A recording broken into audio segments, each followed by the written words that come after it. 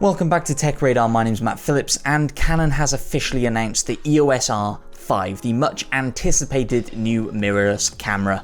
And the spec sheet is just as impressive as everyone was hoping for. But with 45 megapixel stills and 8K video recording, the spec sheet is equally as astonishing as the cost. And that's where the R6 comes in. Not that the R6 should really be considered a major step down, it's more like a compelling alternative to the EOS R5. Hierarchically, it sits between the Canon EOS R and the EOS R5, and is the mirrorless equivalent to the Canon 6D series DSLRs. The R5 and the R6 share an almost identical body. They have the same in-body image stabilization system and can both shoot 12 frames per second using the mechanical shutter, and both benefit from the latest version of the Canon Dual Pixel autofocus system. But there are several differences that you should know about, so let's get into the 10 key differences between the Canon EOS R5 and EOS R6. First, the most obvious difference between the two is the price tags. The Canon EOS R5 has a body-only price of $3,899 and will be available from the end of July, while the Canon EOS R6 is significantly more affordable at $2,499. Next up, let's talk about the sensors. The Canon EOS R5 has a brand new 45 megapixel sensor. The EOS R6 uses a chip that's very similar to the 20.1 megapixel one found in the Canon 1DX Mark III. Both sensors are the same size, of course, and what's impressive about the EOS R5 is that it doesn't suffer from any of the traditional limitations of high-resolution sensors, like limited burst shooting. Naturally, landscape photographers will err towards the 45 megapixel resolution of the EOS R5, and the EOS R6's 20.1 megapixel resolution might be considered a little low, with the older EOS R offering 30.3 megapixels. But it's important to understand that there isn't necessarily a better when it comes to resolution, only what suits your style of photography.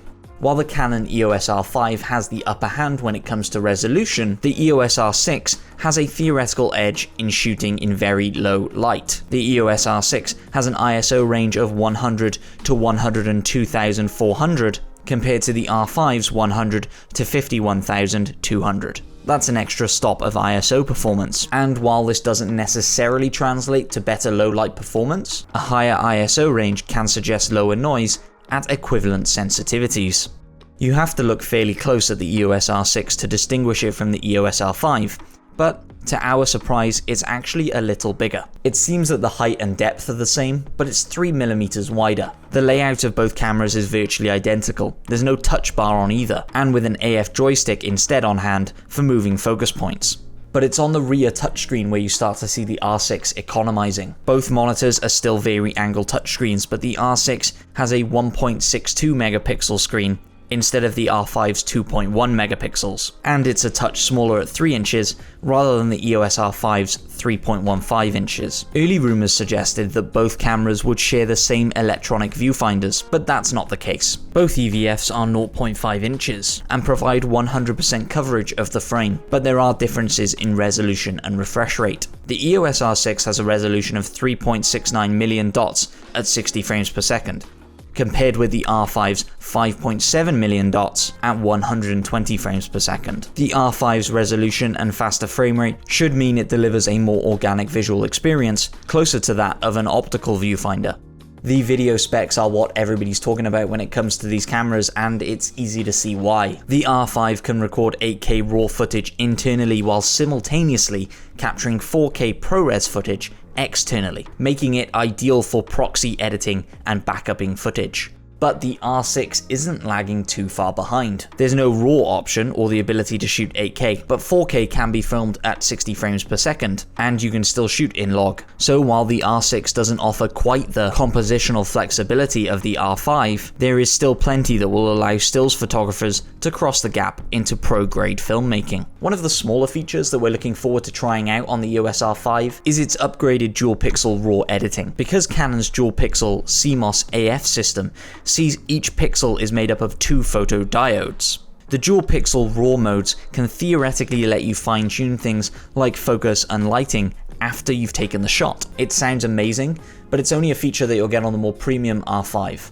Another small difference between these two cameras is their connectivity options. Both use a Bluetooth low energy connection to connect with smart devices, but the R5 can also connect to both 5 GHz and 2.4 GHz Wi-Fi, whereas the R6 can only use 2.4 GHz. This means the R6 is likely to be slower when transferring your footage elsewhere, while the R5 gets some significant boosts in this regard that reflect its pro leanings. One area where the R6 exceeds its bigger brother is battery life. You can expect 490 shots on the R5 using the monitor to frame up, or 320 using the EVF, and the R6 is rated to shoot up to 510 shots with the monitor, or 380 with the viewfinder. This is obviously one area where the R6's reduced bandwidth could be seen as a positive, but something to bear in mind is that these numbers are based on the traditional, conservative CIPA estimates, so you can expect more.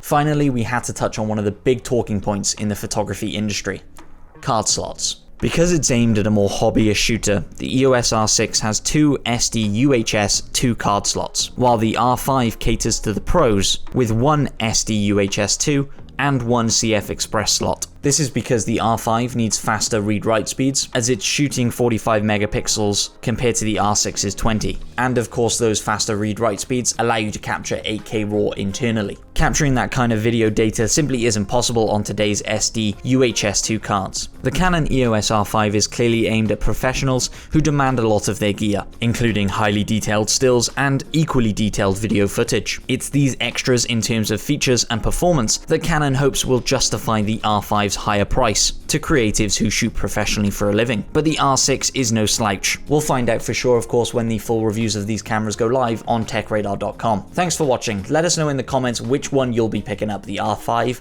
or the R6. I'm intrigued to know what the features are that are deal breakers for you. Please like the video if you enjoyed it, subscribe if you loved it so you can hang around for more of our camera coverage, and head over to TechRadar.com for all the latest tech news and reviews.